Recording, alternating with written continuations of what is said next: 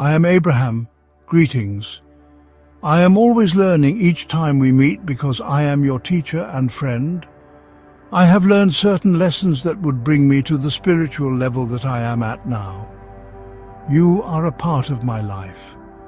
No matter where we go from here, you will each be a part of my memory of history. Through the negative or the positive, you have each taught me lessons that add to my harvest. I consider it an honor to be a part of yours. To understand the inner workings of the Brotherhood is pertinent to your spiritual growth. To endure with your fellows is to be accepting of the lessons that will add to your spiritual harvest. Yes, whether good or bad experiences, they are still quite valuable. A child that has been abused or neglected, for instance, is going to take that experience and either learn from it or be embittered. She can learn to become enlightened and better from it and not repeat the cycle. Or she can become deeply scarred and angry and take out her frustrations on her children in her adult years. Yes, our fellows are our lessons. They are key to advancing spiritual levels. Even in negative experiences, there are growth-promoting factors that yield skills to use in the future. We are each so very different, but need much the same things. It is sometimes difficult to become involved in another's life because we all know deep down we are to a point responsible for each other's spiritual harvest. Yes, but yet not sure how and when to engage. Many circumstances occur where you are a part of someone's memory of history, someone's spiritual growth. It would be easier to not become involved.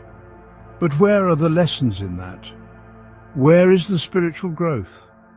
A person who would happen to meet up with a vagrant who's asking for money knows too well that money could go for what feeds his overall problem.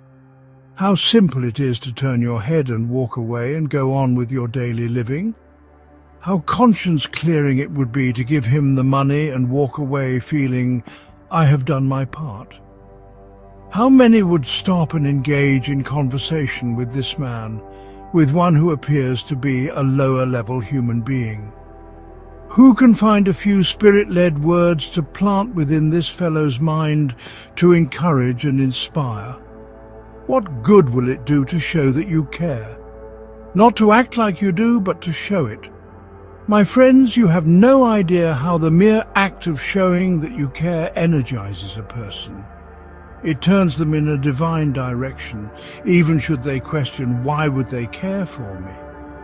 To meet and speak with this vagrant could have quite a few possible lessons in it.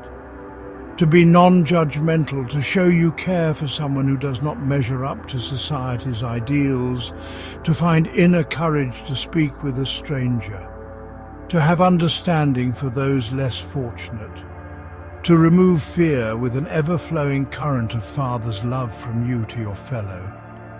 Yes, these are all valuable lessons in what could be 5 minutes out of your life. This vagrant may be your assignment.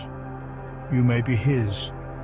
This week, seek not the way of ease, but the way to understanding. Know that involvement means receiving lessons. Involvement means feeling that ever-flowing current of spiritual love.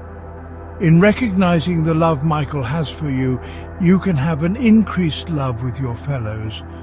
Remember to be observant and to allow the unfolding that is in Father's hands. Look for the lesson in your confrontations with your fellows. Many want to serve Father but say, I know not how. Perhaps you can become involved with those you meet without worry that they may infringe upon your time, or divert your attention from those things that you think are really important. We each have something to learn from one another. We each can add to each other's harvest. We can also take away from a friend by apathy or fear of getting involved. This can delay another's harvest just as it can your own. In one another, we find God. We can bring out the best or the worst in each other. we can add to or delay the spiritual harvest. As always, I am with gratitude to be a part of this family. I am each week filled with more love for you. Do not hesitate to seek my counsel during the week. Until next week, Shalom.